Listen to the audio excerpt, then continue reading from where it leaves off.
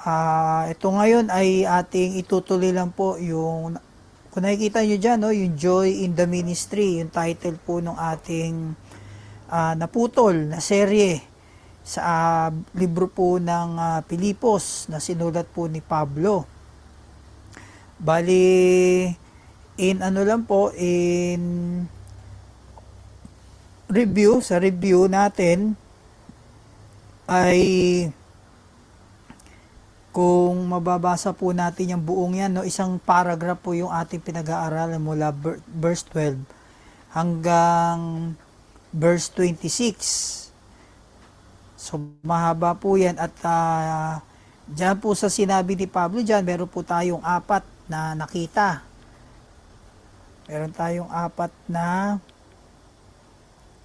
aspeto na nakita o insight diyan po sa mga sinabi ni Pablo diyan. So bagamat siya po ay nakakaranas ng mga pagsubok, ay meron pa rin po siyang kagalakan.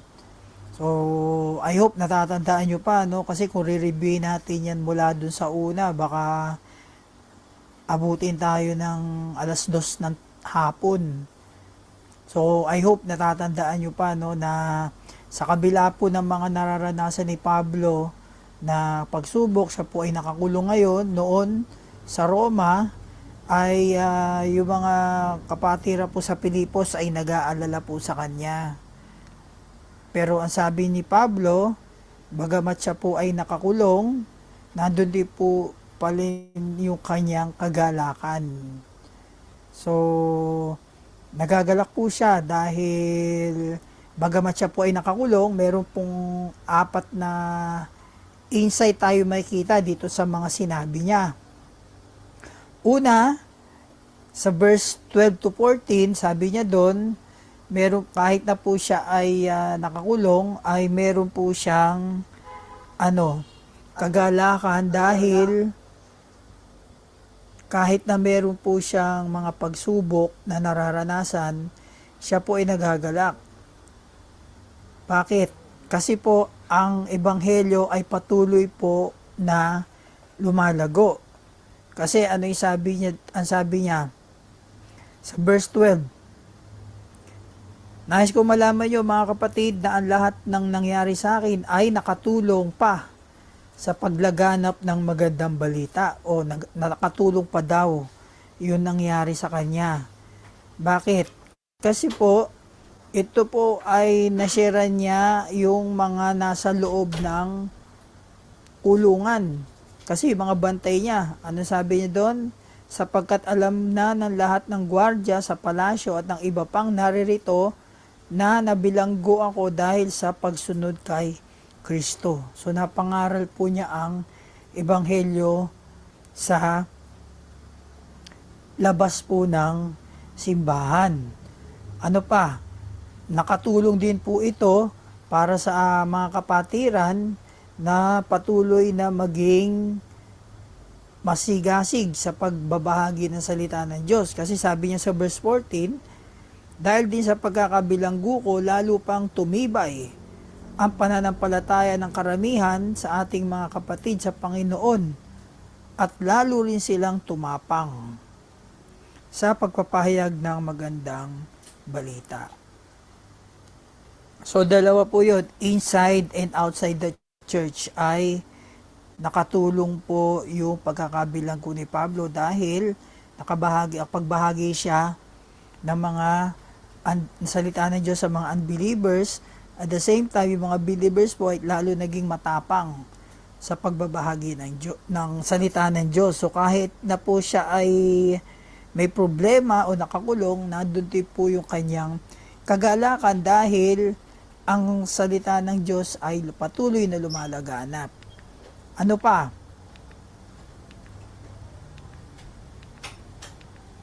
Pangalawa, siya po ay nagagalak din kahit na meron pa pong mga tumutulig siya sa kanya. Siya po ay nagagalak kahit na po ay merong tumutulig siya o mga nangungutya sa kanya. Merong mga kumukontra, merong sumisira ng kanyang kredibilidad. Basta sabi niya, as long as hanggat maaari na ang pangalan ni Kristo ang napoproklama. So merong mga ibang mga tao na pinupuklama o nagbabahagi sa Diyos dahil sa sarili niyang motibo, at meron namang ibang mga tao na nagbabahagi ng salita ng Diyos dahil sa pagmamahal nila sa mga ligaw na kaluluwa. So sabi ni Pablo, ano man ang motibo nila, masama man o mabuti, ako ay nagagalak, basta si Kristo ang napoproklama. So ayan po yung pangalawa. Then sa pangatlo, ito na po yung ating pag-aaralan ngayon. Ang sabi diyan, joy in spite of death. So ibig sabihin, siya po ay nagagalak kahit na siya ay nasa bingit na ng kamatayan. So sabi po diyan sa verse 19 to 21. So basahin po natin sa Tagalog. Dahil alam kong makakalaya ako sa kalagayang ito sa pamamagitan ng mga panalangin nyo at sa tulong ng Espiritu ni Hesukristo.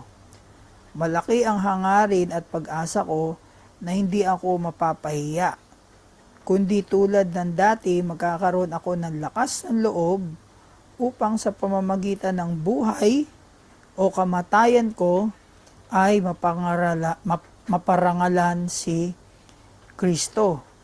Sapagkat para sa akin, ang buhay ko ay para kay Kristo, at kung mamatay man ako, kapakinabangan ito sa akin. So ayan po yung attitude ni Pablo, na kahit na po, kasi hindi niya man kasi alam pa kung siya po ay bibitayin na o makakalaya, kasi siya po ay patuloy na under trial diyan sa Roma. Kaya sinabi niya po yan, na bagamat hindi niya alam kung ano yung mangyayari pa sa kanya, ang sinasabi na niya dito ay, sabi niya dyan sa English, so for I know that this will turn out for my deliverance. Sa ibang translation po, ang deliverance po niyan ay salvation through your prayers and the provision of the Spirit of Jesus Christ. Kasi hindi pa niya alam diyan. Pero anong sinasabi niya diyan, for I know. Alam niya na siya ay makakalaya o maliligtas o ililigtas ng Diyos. Sa paanong paraan? Pwedeng iligtas siya ng Diyos na siya ay makalaya, o pwede rin siyang iligtas ng Diyos diyan sa sitwasyong yan na siya ay kukunin na niya. Dalawa po ang pwedeng ibig sabihin ni Pablo dyan. Actually, yan pong sinabi niya na for I know that this will turn out for my deliverance, yan po ay eksaktong salita na sinabi ni Job. Kung kilala niyo si Job, siya po yung taong mayaman na nawalan po lahat ng kanyang ari-arian at kanyang yung pamilya nawala, nagkasakit pa siya, pero nanatili po siyang tapat. Sinabi po niya yan, salitang yan, eksakto sa Job chapter 13 verse 16. Kasi alam din niya na siya rin ay ililigtas ng Panginoon. So dyan po sa mula verse 19 to 21, meron po tayong meron po tayong apat na o limang bagay na makikita kung bakit si Pablo ay may tapang na harapin ang kamatayan. Hindi siya natatakot. So ang una, meron siyang confident sa salita ng Panginoon. May tiwala siya sa salita ng Panginoon. Kasi ang sinabi niya doon sa verse 19, for I No. Ibig sabihin, alam niya, sigurado siya na meron pangako ang Diyos sa kanya na siya ay i-deliver o siya ay makakalaya o siya ay ililigtas. So regardless kung ito man ay kanyang siya'y bitayin o siya ay makalaya.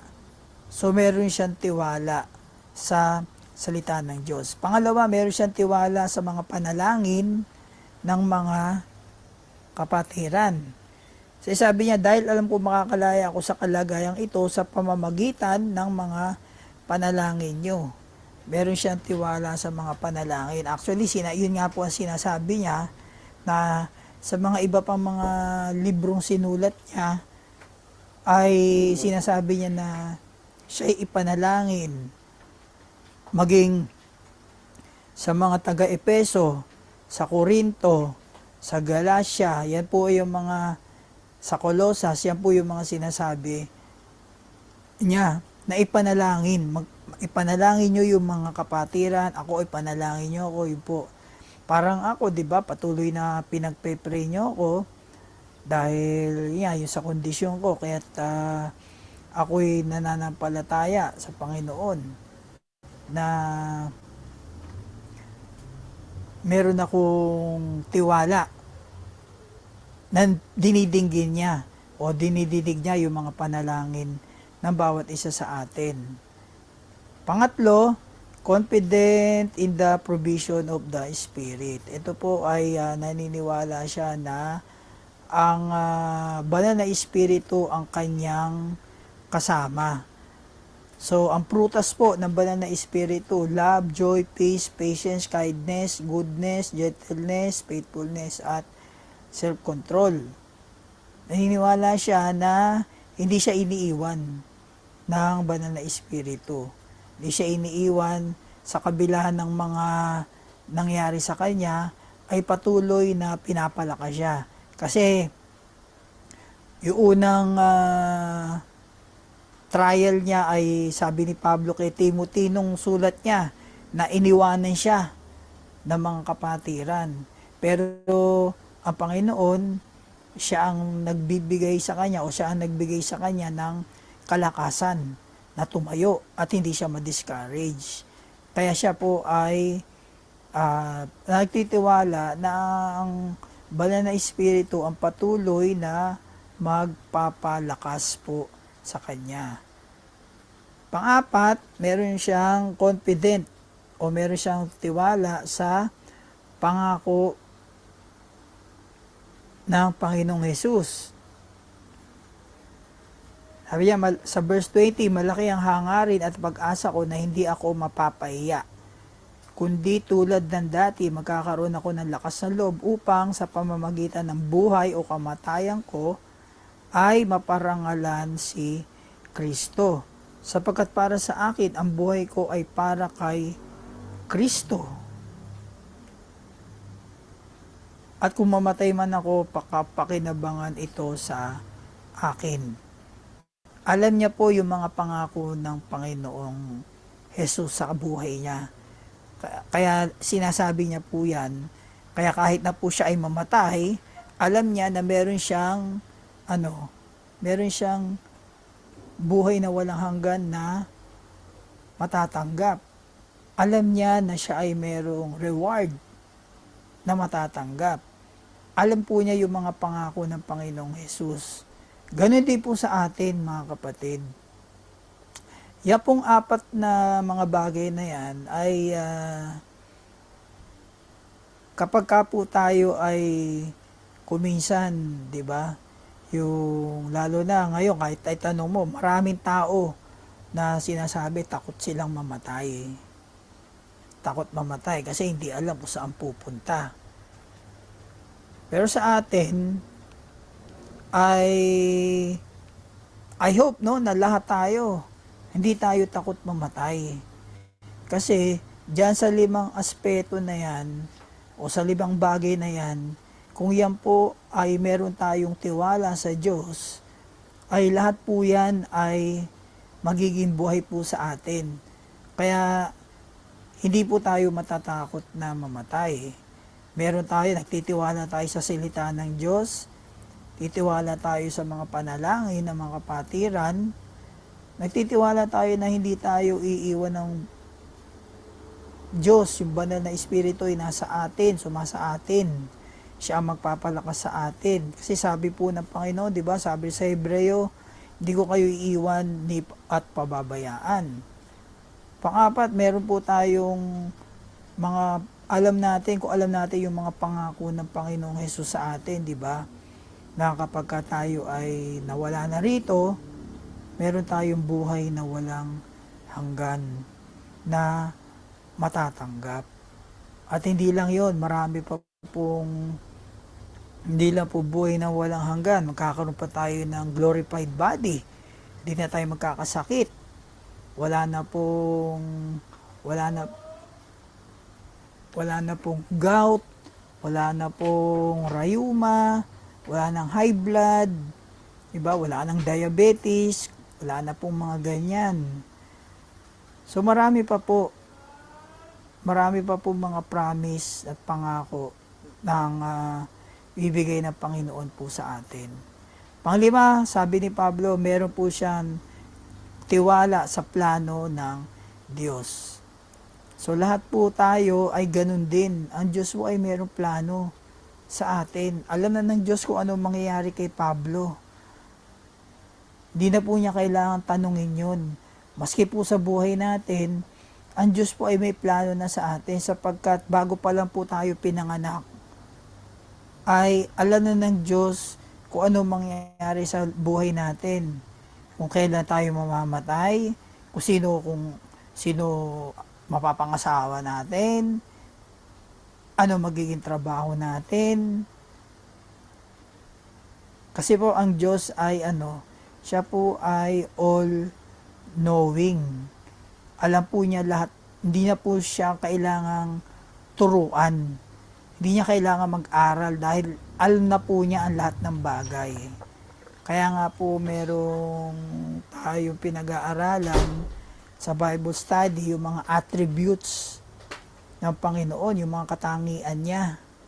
Yan po yung isang mahalaga na aspeto ng Diyos na malaman natin. Ano-ano ba yung mga katangian natin. Siguro sa mga Bible studies nyo ay ituturo po yan sa inyo pagka natapos na po yung serye ng mga tinuturo po sa inyo sa Bible study. So, yan po yung 5 mga bagay na kung saan kahit na po si Pablo ay, kung alam niya na siya ay mamamatay na, ay meron po siyang kagalakan. Hindi po siya natatakot. Ano pa yung susunod? Ngayon, yung pang-apat,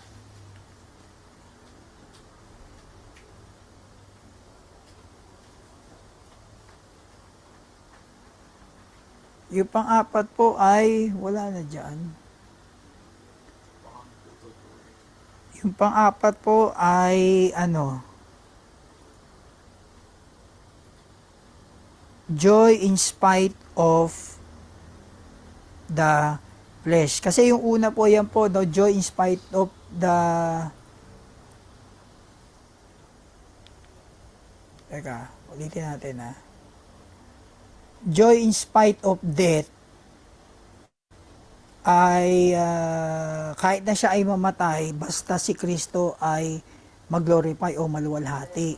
Yan po. Ngayon, ito pong pangatlo, ay yung pang-apat, letter D yan dapat letter D. Joy in spite of the flesh. Ibig sabihin po yan, hindi yan yung flesh na yung ating katawan. Yung katawan natin na hindi po yan. Ibig sabihin po yan yung pagkatao niya, yung pagiging tao. So, meron siya kagalakan kahit na po ay siya ay maiwan dito as long as ang church po ay kanyang matulungan o kanyang matulungan sa paglago. Kasi po yung kanina, joy in spite of death. Sabi nga doon sa huli, di ba? For me to live is Christ and to die is gain. So, ang actually, nahihirapan, hindi po alam ni Pablo ang kanyang pipiliin dyan sa dalawang yan. Kasi, meron po siyang dalawa po yung naiisip niya dyan. Kasi sabi niya sa verse 22, di ba? Yung verse 21, kung siya daw ay mamatay na, ay makakapiling na niya si Kristo. Pero sabi niya sa verse 22, kung patuloy naman ako mabubuhay, makakagawa pa ako ng mabubuting bagay. Kaya hindi ko alam ngayon kung alin ang pipiliin ko. O verse 23, nahahati ang isip ko sa dalawa, ang mabuhay o mamatay. Gusto ko sanang pumanaw para makapiling na si Kristo, dahil ito ang mas mabuti. Ngunit, kailangan kong patuloy na mabuhay para sa kapakanan nyo.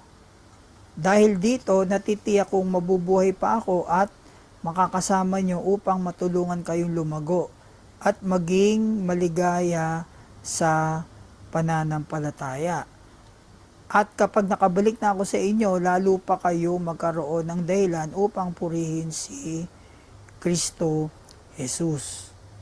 So, ayan po ang dalawang dilema o dalawang pinagpipilian ni Pablo. Gusto niya mamatay para makapiling niya si Kristo, mas mabuti daw yun, pero gusto rin niyang mabuhay pa para mas lalo pa niyang matulungan ang church o ang iglesia. Mas marami pa siyang maituro, marami pa siyang maturuan para mas lumago ang church. Kaya sa ating ano ba ang nais natin? Usually, pagka ganyan gusto ko pang mabuhay kasi kasi mag-aasawa pa ako. Gusto ko pang mabuhay kasi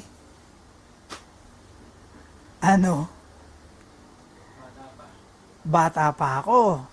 Gusto ko pang mabuhay kasi marami pa akong pangarap. Marami pa akong pangarap sa buhay. Marami pa akong gagawin. Gusto pa magkaroon ng sariling bahay. Gusto pa magkaroon ng sariling sasakyan.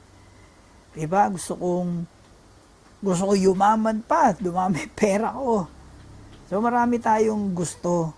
Pero si Pablo hindi po yun yung kanyang nais. Gusto niyang manatili pa rito para mas matulungan pa niya ang church na lumago. Wala nang pa po masama sa mga sinabi ko kanina, pero si Pablo ko po kasi hindi po ganyan. At maging tayo bilang Kristiyano, actually ang goal po talaga natin, dapat kung ano yung iniisip ni Pablo na mamatay, kung ikaw ay mamatay, mas magandang kasama mo na si Kristo. Kung ikaw naman ay naririto pa, mas mainam na makapag-share ka pa, makapag-evangelize ka pa, makapag-disciple ka pa. 'Di ba? Mas maganda po na ganun 'yun. Kumbaga, yun yung priority natin. Wala na pa po masama sa magkaroon ng magandang trabaho, magkaroon ng pamilya, magkaroon ng boyfriend, girlfriend. Wala na po masama doon. Pero ano po ba yung talaga, ano po yung priority natin? 'Di ba? Mas mainam po na tayo ay gumagawa sa ubasan ng Panginoon upang mas marami pa po mga tao ang makakilala po sa Kanya. Tulad nung kanina, yung sa verse 21. Sabi doon, to live is Christ and to die is gain. So, i-blanko po natin yung Christ. Tanggalin natin yon.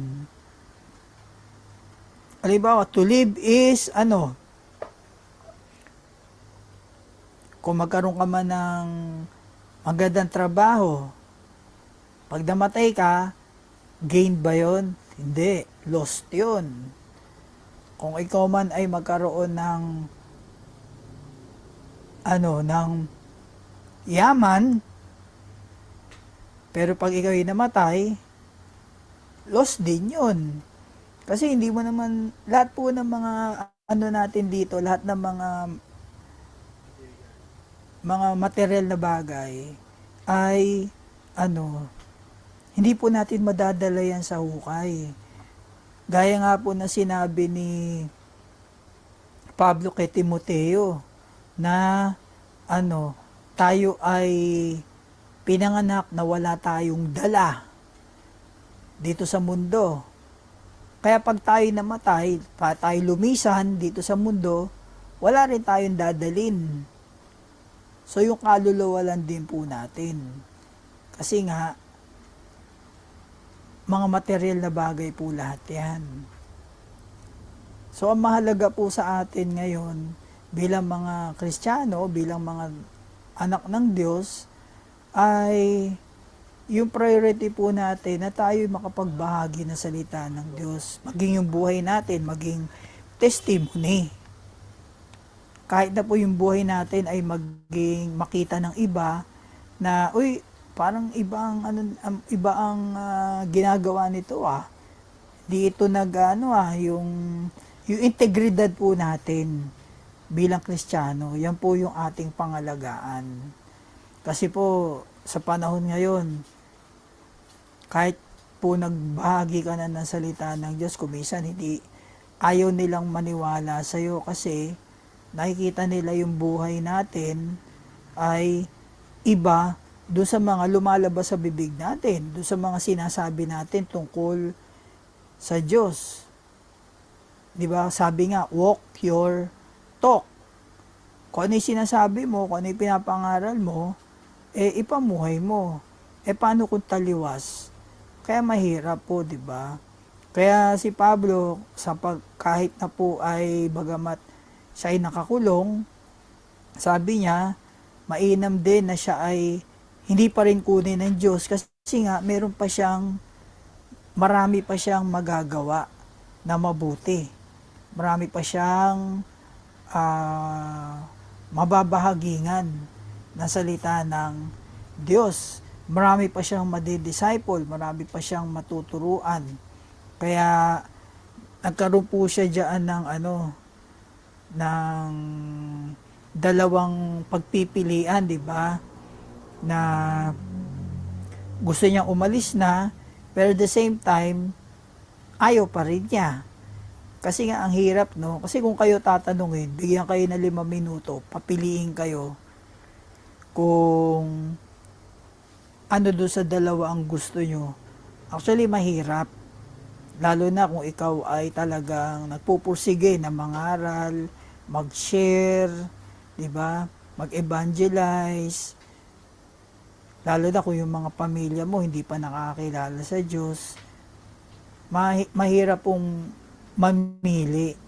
Kasi syempre kung ikaw ligtas, ayaw mo na ikaw lang. Syempre gusto mo pati pamilya mo, di ba? Mga mahal mo sa buhay, gusto mong iligtas.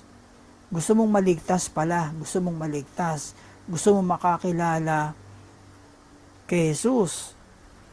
Kasi nga, kung ikaw lang, ang selfish mo naman. 'Di ba? Kaya, ano po, sana po ito po yung ating maging attitude. At kung tayo po ay nagpapagamit sa Panginoon, wag po tayong ma-discourage kung yung mga sineshare natin ay ayaw, 'di ba? Ayaw makinig, o kung ikaw ay may mga problema rin, wag po tayo ma-discourage kasi isa pong prutas ng banal na espiritu yung kagalakan. So, sa kabila po ng mga hamon sa buhay natin, ay andun po yung pangako ng Diyos na tayo ay hindi niya iiwan at pababayaan. Kasi tulad nga po, yun, ito ngayon, yun ang actually, itong pinag-aaralan natin, ito po yung nangyayari sa akin. Sabi ko nga po madalas, di ba, sa mga iba nakakausap ko, ang hirap pong i-apply itong itong pinag-aaralan natin ngayon. Kasi mismong sa akin po, ito po ay talagang, tawag dito, buhay na buhay. Kasi, isipin nyo, 3 na yung naputol na daliri sa akin. Kumbaga, talagang minsan nade-depress talaga ako. Minsan kung ano-ano na naiisip ko. Kaya po nung pinag-aaralan ko po ito, ay ito po yung nakapagbigay ng encouragement sa akin. Kasi nga, lalo na pagdating dito sa pinag-aaralan natin na to, na kuminsan parang ayaw ko na. Gusto ko na sumuko. Kasi pag kinuha na ako ni Lord, tapos na yung problema ko. Kumbaga, wala na sakit. 'Di ba? Kumpleto na ako pagdating sa langit, kumpleto na. By the way, mga kapatid, kapag ka pala ang isang tao o tayo ay namatay, wala po yung tinatawag na soul sleep. Meron po kasi ibang mga katuruan na pag namatay ang isang tao, natutulog lang. Wala pong ganon. At wala rin po yung tinatawag na yung labi, yung purgatorio, wala pong tinatawag na purgatorio. Malinaw po sa Biblia na kapag ang isang tao ay namatay, either pagdilat niya, nasa impyerno na siya o siya ay nasa langit. Marami pong account yan. Una, yung account po nung kay Lazarus tsaka yung mayaman. Pareha silang namatay. Si Lazarus, nung nagising, nasa piling ni Abraham's bosom. Pero yung mayaman, pagdilat niya, nasa impyerno siya. Si Stephen, doon sa Acts chapter, doon sa Book of Acts chapter 7, chapter 7, nung binabato siya, ano yung sabi niya? Sabi niya, Lord, receive my spirit. So, ganun din. Sabi niya, nung namatay siya, receive my spirit. So, diretso na kagad. Ano pa, yung kasama ni Kristo na napako sa krus, no? Yung isang robber, yung isang magnanakaw, ano sabi niya? Lord, alalahanin mo ako pagdating mo pag ikaw ay namatay na. Ano sabi ni Christ? I tell you the truth, you will be with me in paradise. Doon ka agad. So, dalawa po lang yan. Pag dilat natin, pag tayo namatay dito, yung conscious natin, hindi po yan mawawala.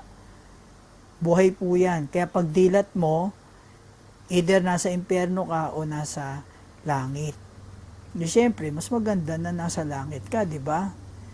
Kaya, paano po tawag dito, yung patuloy po tayo magtiwala sa Diyos. Paniwalaan natin kung ano po yung talagang narinig natin na mabuting balita.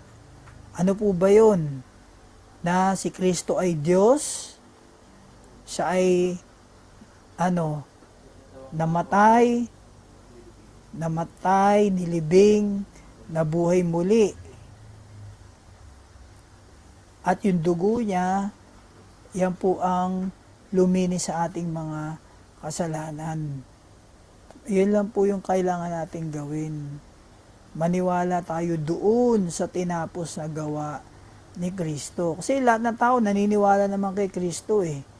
Kaya lang ang tanong doon, ano yung pinaniniwalaan mo sa Kanya? Hindi lang po ang Diyos ay God is love. Totoo yun, God is love. Pero ang Diyos din po ay banal.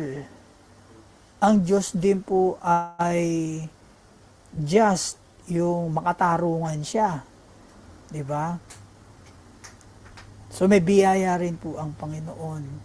Kaya po sa mga dumaranas po ng mga pagsubok ngayon, kasama na ako doon, ay patuloy po tayo na may yung attitude po ng magkaroon ng kagalakan. Hindi yung sa masaya ka dahil meron kang pagsubok, kundi yung madalas ko sinasabi, di ba dati, ano ka lang, chill ka lang. Huwag ka masyadong nag-iisip.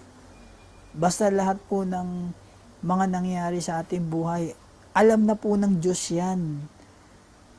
It's a matter of yung paano tayo magdidesisyon sa buhay, paano tayo magre-react, paano natin tatanggapin yung mga nangyari sa atin. Diba? Wala pong tao na walang problema. Lahat ba kayo may problema? Sino walang problema sa inyo? Taas kamay. Wala? O sino may mga problema? Taas ang kamay. O lahat tayo meron meron tayong problema lahat, meron tayong mga hamon sa buhay. So ito lang po yung gusto sabihin ni Pablo sa atin na ano man yung mga pwedeng dumating sa atin, problema, tayo man ay mamamatay na, 'di ba? Ay patuloy po tayong magkaroon ng kagalakan. At ito po yung attitude natin na lalo na kung ikaw ay nagbabahagi ng salita ng Diyos, kahit na ikaw may problema, basta ang salita ng Diyos ay lumalaganap. Kahit na ikaw may problema, basta si Kristo ay mag-glorify sa iyo. Kahit na ikaw may problema, basta as long as yung church ay gamitin ka ng Diyos para matulungan itong lumago. So ayan po, dyan po nagtatapos yung ating isang paragraph na yan. Hindi pa pala, meron pa pala tayo next week, verses 27 to 30. So pag natapos po natin yan, tapos na po tayo ng chapter 1. So, dire-diretso na po tayo hanggang, lang po yan, 4 chapters lang po yung Philippians. Pero hindi natin alam kung ilang linggo tayo, ilang buwan tayong aabutin para matapos po natin ito. Sige po, tayo po ay manalangin.